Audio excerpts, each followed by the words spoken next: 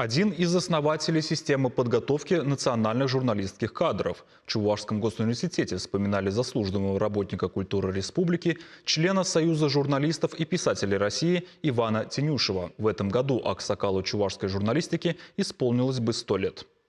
Иван Яковлевич до последних дней жизни преподавал на факультете журналистики, был доцентом Чувашского госуниверситета.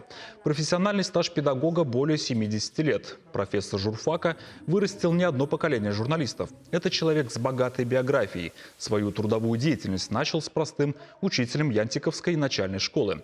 А Великую Отечественную войну воевал на Северо-Западном, Втором Белорусском фронтах, был трижды ранен, награжден боевыми орденами и медалями.